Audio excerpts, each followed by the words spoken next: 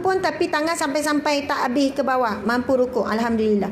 Sami'allahu liman hamidah rabbana walakal hamd. Habis kan?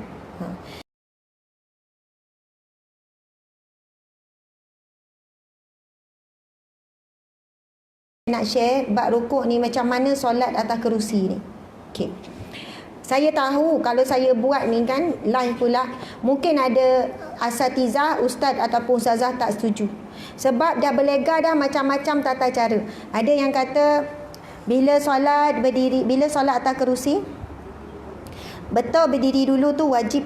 Bila kita solat atas kerusi, kan kita solat atas kerusi, kedudukannya kerusi ni sama baris dengan orang belakang. Maksudnya macam ni lah kalau dalam baris. Faham tak? Bukannya kerusi ni kat belakang. Maksudnya bukannya tak payah alih lah sebenarnya, tak payah alih. Tak payah, bukan kita yang berdiri duduk atas kursi ni sama gini. Ni kan jemaah lain bukan gini. Tapi jemaah tu di belakang ni, sini. Faham tak? Sama dengan kerusi. Ambil contoh seorang. Ambil Ustazah Atika ambil. Tiba. Hari ni Ustazah Atika masuk live. Okey, ni jauh sangat tak? Nampak tak? Nampak, okey. Contoh, ramai juga bila nak solat atas kursi, dia duduk berdiri sama macam ni. Sebab ketika angkat takbir tu kan berdiri dulu. Wajib orang yang solat atas kerusi bila mampu berdiri wajib berdiri. Kalau tak berdiri tak sah solat dia. Sebab antara rukun bila nak solat adalah berdiri tegak. Jadi kita pun takbiratul ihram dalam keadaan berdiri. Betul kan? Dalam keadaan berdiri. Bacalah Al-Fatihah. Kemudian tak mampu dah berdiri. Dah longgar dah lutut. Longgar dah. Rasa nak pitam dah. Rasa nak jatuh dah. Boleh terus duduk.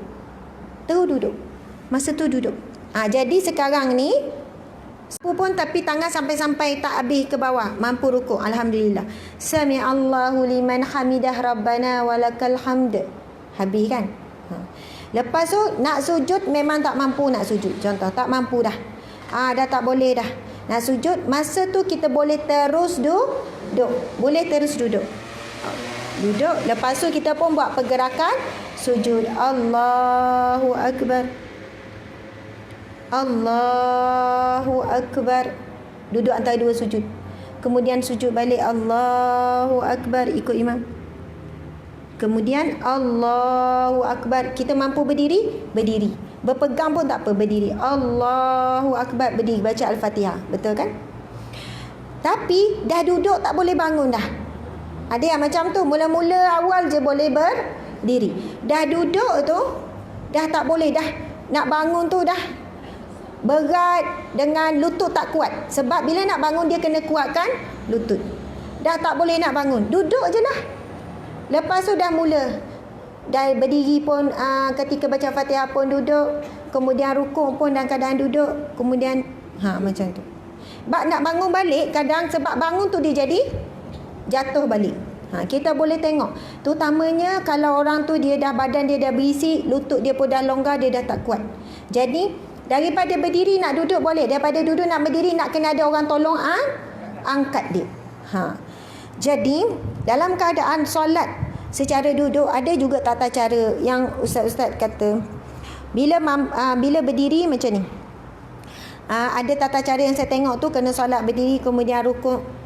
Ya terrukuk. Kemudian bila sujud kena juga sujud. Sujud macam ni. Jadi duduk tu bila nak duduk antara dua sujud saja baru boleh duduk. Kemudian bangun balik untuk sujud. Untuk pegangkan sujud. Sujud lebih rendah daripada rukuk tadi. Sujud balik. Kemudian barulah Allahu Akbar terus. Begini. Kalau siapa nak ikut kaedah ni silakan. Boleh juga. Faham tak kaedah tu? Jadi sebenarnya lelah. Saya buat praktikal tu pun jadi rasa macam okey. Kemudian ni lepas tu duduk. Baca Rabbi fili warhamni wajupuni warfa'ni wazukni. Lepas tu berdiri balik. Kemudian buat rukuk. Lepas tu Allahu Akbar sama ada duduk bangun balik ataupun terus bangun. Itu bagi yang mampu. Kalau macam tu gayanya boleh semayang sempurna tu. Maksudnya boleh semayang macam biasa. Tapi kalau memang tak mampu, start daripada tak mampu Islam dari sudut fiqh, ini saya rujuk tata cara solat solat apa ni, solat daripada JAKIM, portal JAKIM, dan tengoklah beberapa video.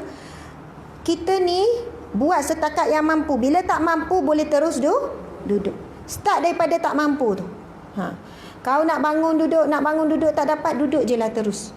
Tapi awal tu angkat takbir. Contoh angkat takbir, Allahu Akbar. Belum masuk Al-Fatihah, baru je habis Allahu Akbar kabira, dah tak larat, duduk je lah. Duduk. Lepas tu stop daripada duduk tu, kita pun habiskan Al-Fatihah apa semua, rukuk, Allahu Akbar. Ada yang kata bila sami Allahu liman hamidah, tangan kena lepas macam ni. Boleh juga. Maksudnya sami Allahu liman hamidah, tangan lepas ke tepi. Buatlah. Tangan lepas ke tepi. Lepas tu bila sujud, Allahu Akbar. Sebab kan sujud kan tangan macam tu, Allahu Akbar. Tapi kalau tak lepas ke tepi pun sah. Sebab ada video saya tengok, dia suruh letak tangan ke tepi. Sebab bila berdiri pun kan sami Allahu liman hamidah, tangan ke tepi. Faham tak? Jelas tak? Jelas ya? Ada nak tanya soalan tak? Ya. Semayang yang duduk atas sejadah. Ada kita nak tahu semayang kan? Ya. Sudah duduk, boleh sujud semua lah. Boleh sujud. Okey. Okey. Sekarang ni bukan semayang atas ni. Okey, sebenarnya solat duduk yang paling afdal bukan atas kerusi. Yang paling afdal di bawah. Paling afdal di bawah. Contohlah tengah semayang, mula-mula boleh berdiri lagi, Allahu Akbar. Lepas tu dia boleh rukuk, dia boleh sujud lagi. Lepas tu nak naik rakaat kedua dah tak dapat. Mula nak naik tu dah tak dapat. Saya kalau semayang dekat majlis, saya tengok ramai makcik-makcik macam tu. Rakaat pertama boleh. Bila dah rakaat nak naik tu kan, dah tak boleh dah. Tegai pun tak boleh dah sakit macam majah belakang tu kan. Jadi teruslah duduk macam ni. Teruslah macam ni. Macam mana nak bangun? Nak bergantung dengan orang kiri kanan ke? Duduklah terus. Memang afdalnya duduk iftirashi. Maksudnya duduk macam ni. Duduk macam ni keram lah pula. Tak boleh ni.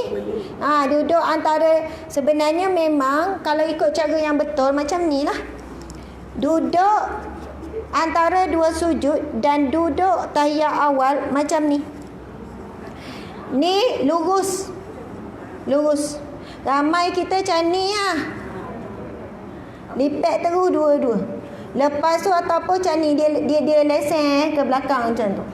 Tapi yang betulnya di ni, jari ke depan. Yang bunyi macam tak boleh lah tu, dah koreh dah tu kan. Okey, tak biasa buat memang sakit. Kalau biasa buat daripada muda dah biasa, tak ada masalah. Yang ni nak duduk lama-lama memang boleh jadi krem. Tapi dari sudut sains bagus sangat ni. Aliran darah soalannya dia terus bersambung kepada hati, kepada jantung, sangat bagus. Tapi kalau duduk macam ni yang mampu, sah tak semayang? Sah. Cuma tak memenuhi sifat solat Nabi. Dari sudut kesempurnaan tu kuranglah di situ. Okey, jadi duduk antara dua sujud, Rabbighfirli warhamni, ataupun at-tahiyat awal begini. Tahiyat akhir kan kita turun macam ni. Tapi tetap tegak. Tapi ramai yang macam ni lah. Ataupun macam tu lah. Tak boleh nak tegak ni. Krem ni.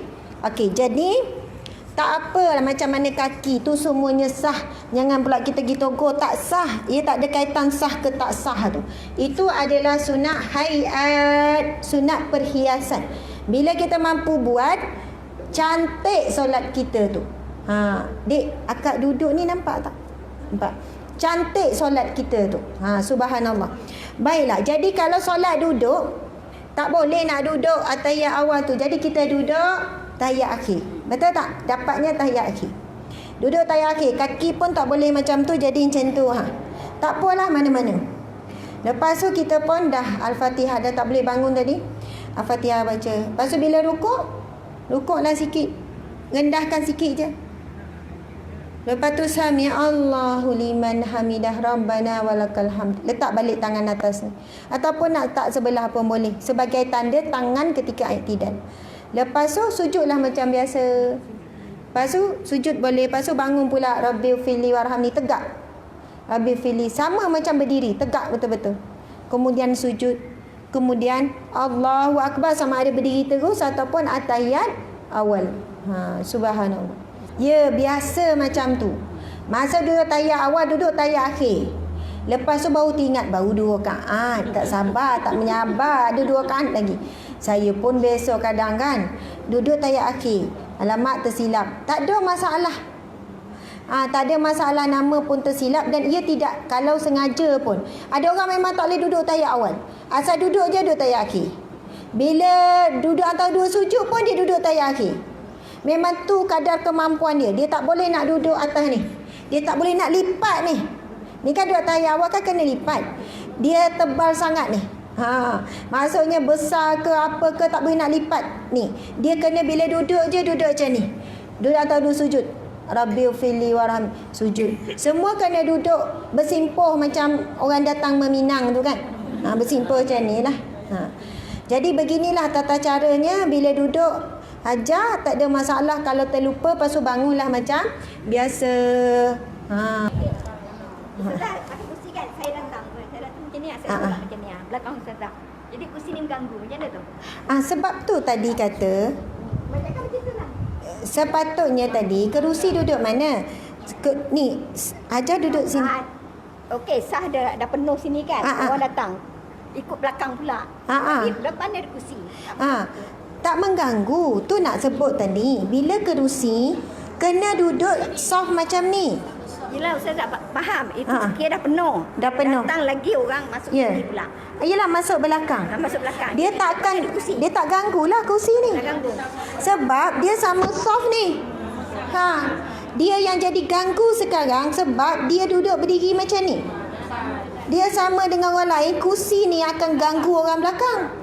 Tapi bila kita buat cara yang betul, kita sebenarnya berdiri macam seolahnya ni orang yang berdiri belakang ni. Kursi di depan kan. Jadi bila kita sujud tak kenalah. Sebab ini kan sama soft dengan orang lain. Orang lain pun soft sama. Yang jadi masalah sekarang, dia berdiri ni sama dengan orang lain, kursi duduk belakang. Itu yang bila soft lain belakang dia akan mengganggu. Akhirnya kosong bahagian belakang dia, jadi putus pula soft. Faham tak? Sebab orang tu nak semayang macam mana ada kursi depan, dia pun jadi renggang sebab tak nak bagi kepala kena kursi. Jadi jelaslah masa berdiri, orang duduk atas kursi, kalau ada orang sebelah ni, dia depan daripada orang lain. Orang lain berdiri sini, dia berdiri depan sikit. Itulah kaedah dia. Seperti soft. Belakang kursi ni seperti soft. Jadi takkan ganggu lah orang. Faham kan? Betul tak? Jelas ya? Ya. Bila kita dah solat dia duduk. Duduk tu boleh sandar ataupun tegak kan? Okey. Sebenarnya memang tak boleh menyandar. Kena tegak. Tegak. Terus sandar. Tu semayang ke apa tu kan? Dah hilang sifat solat. Jadi memang tak boleh menyandar, kena tegak. Melainkan pesakit hospital memang kena menyandar. Yang sakit tak boleh nak duduk. Sleep disc ke ataupun sakit yang tenat, kan semayang atas katil. Bila semayang atas katil, dia terus semayang katil tu jadi tegakkan belakang. Jadi automatik dia akan semayang menyandar. Bahkan kalau orang yang sakit betul, dibenarkan duduk baring. Bukan setakat menyandar, baring terus kan. Tapi wajib menghadap kiblat. Saya pengalaman masa jaga ayah saya di ward biasa kan. Kalau ward seorang tak ada masalah sangat. Bila ada waktu kritikal baru keluar daripada operation, dia tak benar nak masuk ward seorang ke ward ujung pun. Dia mesti duduk betul-betul depan nurse, depan kawasan kaunter tu sebab takut ada emergency. Jadi timbul masalah bila nak solat kiblat. Katil macam ni terlentang kan. Kiblat pula ke sini. Jadi macam mana kita nak buat? Dia baru lepas operation, memang tak boleh pergerakan banyak. Wajib tak semayang? Wajib semayang. Kita boleh bersihkan dia elok. Bersih semua, tukar pampers ke apa, Najis dia bersih. Dan ambil wuduk penuh. Elok ambil wuduk cara orang sakit. Macam mana nak sah ambil wuduk cara orang sakit tu, adalah kaedah dia. Bergilir dengan tayamum ataupun penuh guna air je. Tapi nak sebutnya masa semayang, sebab nak hadapkan dia kiblat tu, macam mana nak buat? Alihkan katil. Pusing sikit. Sikit tak sikit, banyak juga. Tapi bila kita nak buat, alhamdulillah nurse faham. Orang walaupun ni memang faham bila kita nak alihkan katil tu. Orang pun faham, dia nak semayang lah tu. Dan saya perhatikan ramai orang tua tak semayang. Ramai yang tak solat. Padahal boleh berjalan pergi tandas, boleh ni, tapi tak semayang. Kita boleh, kita kan duduk situ lama, berhari-hari, berminggu, kita perasan dah. Bila tu solat, pakcik ni tak semayang lagi ke ni? Kita nampak dia ulang alik, dia tak pergi surau, tak pergi apa, ada je dia tu. Jadi kurang-kurangnya dengan dia nampak kita susah payah ni, ayah nak solat ni, jadi dia rasa bersalah sebab dia tak teruk macam ayah kita ni tak boleh bergerak ni. Jadi kita pun alihkanlah katil, biar menghadap kiblat. Lepas tu dia semayanglah menghadap kiblat. Kan kaki berlunjur macam tu, angkat sikit. Kalau dia tak boleh nak tegak, cukup dengan angkat sikit je kepala. Kaki hadap kiblat. Kaki hadap kiblat. Masa dia terlentang tu, dia boleh angkat sikit je kepala dia. Maksudnya katil tu angkat bahagian kepala sikit. Kalau lebih sakit bahagian operation.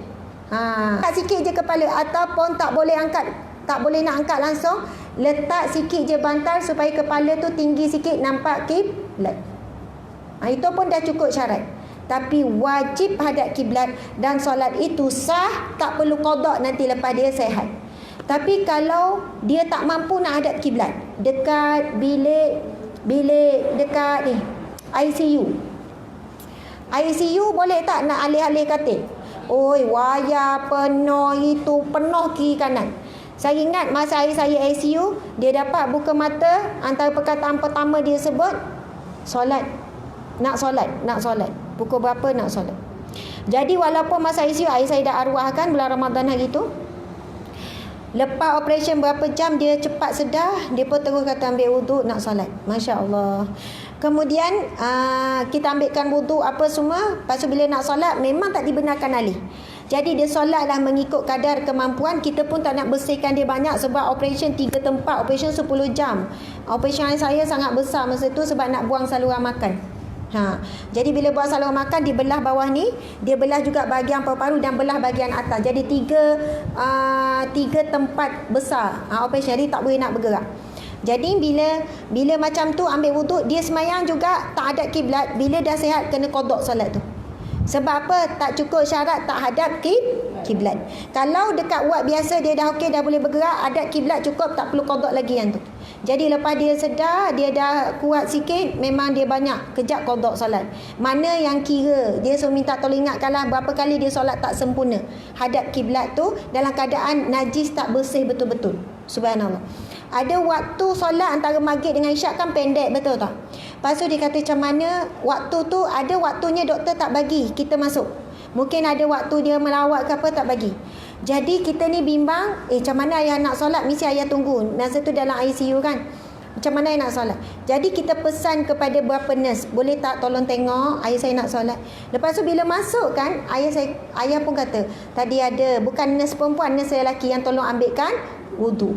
Maksudnya orang yang betul-betul nak solat, niat nak solat, nak jaga solat, mesti ada jalan. Maksudnya sampai ketika tak miss waktu solat ketika dia sedar. Tak miss. Kalau kami tak boleh nak tolong, ada nurse lelaki, terpanggil apa, attendant ke? Yelah nurse lelaki yang panggil. Bukannya nurse tu lelaki, perempuan, attendant tu lelaki, tak? Bukan. Attendant lelaki. Okey. Ada yang lelaki yang tolong. Maksudnya dia nampak, perhatikan pakcik ni memang akan solat. Sekarang waktu tak dibenarkan ahli keluarga masuk. Jadi dia yang bantu, dia tanya pakcik nak solat. Jadi kita pun kata alhamdulillah ada je bantuan Allah. Jadi nak kata solat ni, ya. Kalau waktu sakit teruk, bolehlah orang lain ambilkan wuduk dia. Boleh lah. Maksudnya Kita ni pun tak tentu esok sakit ke apa. Siapa-siapa ambilkan wuduk tak ada masalah. Stroke ke apa. Tapi masa nak ambil wuduk, bagi tahu orang yang sakit tu kita nak wuduk ni ya, supaya dia sedar. Sebab niat kita tak boleh pasal niat. Kita tak kata saja ambil wuduk tak sah. Dia sendiri kena niat. Dia kena sedar masa kita nak ambil wuduk dia. Nak ambil wuduk ayah, nak ambil wuduk, dia pun angguk. Jadi bila time sembuh dekat muka tu kan, sembuh dekat muka, guna spray ni ramai juga yang tak kena cara. Dia spray sikit dia pun sapu. Tak sah wuduk macam tu. Dia kena spray tu, janganlah yang tajam mancur tu kan, slow-slow lah. Bila kita spray tu sampai nampak air tu bersentuh sama air, dia mengalir sikit. Maksudnya air yang kita spray tu, titik-titik tu dia dah bertemu sama dia, dia mengalir sikit. Itu maksudnya air tu kena mengalir. Tapi kalau 1-2 je tak mengalir lagi. Buat mungkin 4 kali, pap nampak dia dah kena sama-sama titisan air tu jadi mengalir, kita pun sapu bagi rata, sah.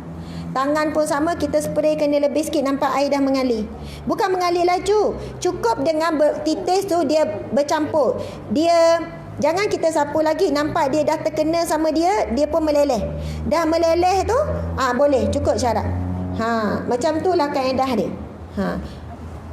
Ada soalan? Kalau tempat sempit, tahiyat akhir. Kalau tempat sempit tahiyat akhir, boleh tak kau duduk macam tahiyat awal? Boleh, tak ada masalah. Kan? Bila sempit, subhanallah. Kan biasa solat jemaah, tiba-tiba bila tahiyat akhir, tak dapat, tak muat.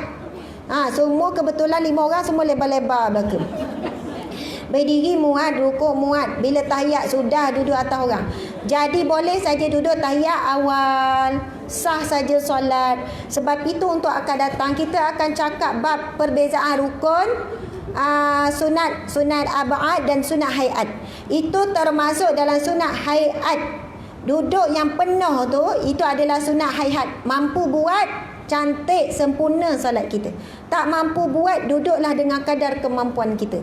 Pasal sah ke tidak? Sah jawapannya, jelas. Okey, jadi nak sebut tadi pasal solat tu tadi, walaupun dalam ICU, kalau dia sedar, syarat sedar je, wajib ke atas dia solat.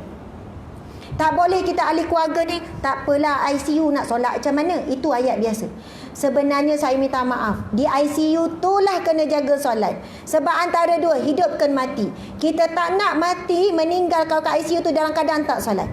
Kalau koma tak wajiblah solat. Sebab tak cukup syarat wajib solat. Syarat wajib solat berakal. Maksudnya orang koma masa tu dah kehilangan akal, dia tak sedar. Bukan kata gila, tak sedar. Jadi tak wajib. Ramainya yang sedar, boleh angguk, boleh bercakap, tapi dalam kawalan ICU ataupun keadaan CCU, sedar je wajib solat. Tak mampu nak bergerak apa semua, wajib ambilkan wuduk, kemudian solatlah dengan mata pun tak boleh gerak, bersolat dengan hati. Walaupun dia solat tak sempurna, kalaulah meninggal dikira solat.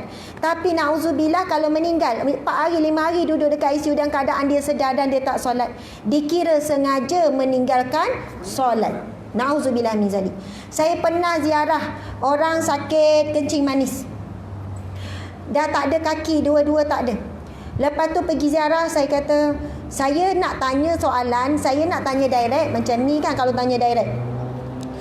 Sebab dia saudara mara kan, tapi jauh. Kau tanya direct, "Cik semayang tak?" Itu soalan direct. Tapi jangan tanya direct orang sakit, betul tak? Jadi bila pergi ziarah tu, saya pun kata, macam mana nak semayang macam ni ya? Susah ni nak semayang. Sebenarnya nak tanya semayang ke tak? Kita bukan nak tahu apa, kita bimbang takut dia tak semayang. Lepas tu terus dia cakap, "Macam tu lah Semak, tak semayang lah makcik ni. Dah berapa minggu tak semayang. Sejak pada kena potong hari tu, tak semayang lagi sampai hari ni." Lepas tu saya kata, "Ya Allah, kenapa tak semayang?" Kan memang dia tak boleh bergerak, tapi yang jaga ni. Lepas tu saya panggil anak dia. Saya pun tunjuk. "Macam ni ambil wuduk, dah tak ada kaki, ambil ujung tu."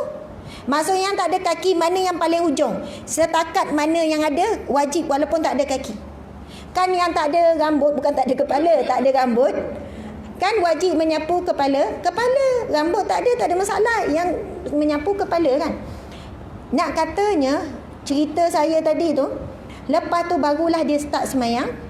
Maksudnya anak Tak tahu, ramai orang tak ada ilmu jaga orang sakit. Tak reti nak ambilkan wuduk. Tak reti semua tu, tak buat. Lepas berapa hari lepas tu, meninggal dunia. Yang tadi tu, yang gizi arah kecil manis tu. Meninggal dunia. Mungkin infection apa ke, sebab nampak dah sihat. Dah boleh makan, dah boleh duduk elok. Cuma nak tunggu baik tu. Maksudnya nak tunggu keluar. Tapi takdir Allah, dalam berapa hari, bagi tahu dah meninggal dunia. Masa tu saya fikir, Alhamdulillah, sempat dia solat, dia mati dalam keadaan bersolat. Bayangkan kalau sampai terus tak semayang. Sebab apa? Ahli keluarga ambil mudah. Dah payah macam tu nak solat macam mana nanti, dah okey nanti qada lah. Dah tak tentu, betul tak? Tengah sakit tu lah, tengah dekat ICU tu lah. Lagi ahli keluarga kena jaga supaya kalaulah dah tiba saat akhir dia dalam keadaan menunaikan solat. Subhanallah. Pukul berapa dah ni? Ya. Sekiranya katalah dia tak tahu ya, dia dah sakit, dia tak solat. Ada tanggungjawab dosa tu pada orang, anak dia ke atau yang menguruskan? Okey, sekarang pukul berapa? 4:23. Sempat. Soalan akhir. Sekarang ni dia sakit. Ahli keluarga tak nolong dia. Lepas tu dosa pada ahli keluarga ke dosa pada dia? Dia tak mampu. Dia tak mampu nak bergerak. Tak mampu nak bergerak. Adakah dosa tu pada dia ataupun ahli keluarga yang jaga ni yang tak tolong dia? Pertama, kalau dia tahu, memang kalau dia jahil, dia kata tak tahu, wajib juga solat. Tak boleh terima perkataan jahil tak tahu tu, tak boleh terima sebab bab solat ni wajib, ilmu fardu ain. Kalau dia tak semayang sebab jahil, dia dapat dua dosa. Dosa tak semayang pun dapat, dosa jahil sebab tak belajar. Sebab wajib belajar bab solat ni, wajib. Baiklah, bila dia nak solat tapi ahli keluarga tak nak nolong, dia tak boleh nak ambil wuduk, tak boleh nak bergerak, dia tak boleh nak ambil wuduk. Saya pernah pergi ziarah orang yang sakit macam tu, tak boleh berjalan, tempurung pecah. Tapi dia kata dia minta anak-anak marah-marah, menyusahkan, susahkan orang. Tak payah anak-anak semayang, kalau dah tak boleh semayang duduk je lah. Bila dia buang air besar, anak maki hamun. Orang tua menyusahkan orang. Ni kau dah tua macam ni. Ya, betul, cerita kisah benar. Bila datang menangis, ustazah, macam mana saya nak semayang pun anak tak nak tolong angkat. Memang tak boleh nak berjalan, memang lumpuh, tapi boleh duduk. Macam mana saya nak buat?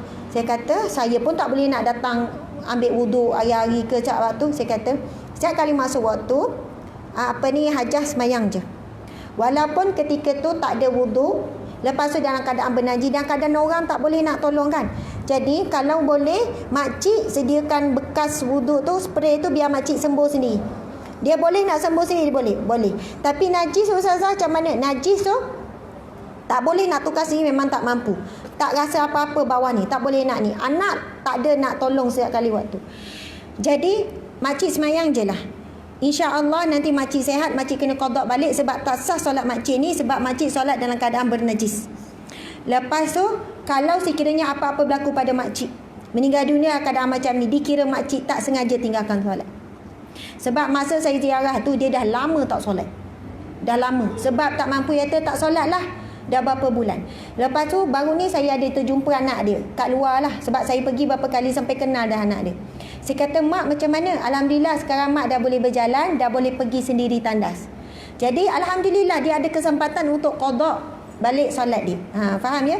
Kalau Allah ambil nyawa dia dalam keadaan tak sempat qada, dia dikira tidak sengaja meninggalkan solat sebab dia dah buat walaupun dalam keadaan bernajis dia solat. Faham ya?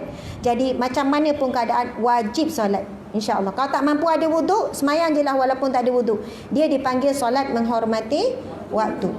Subhanallah.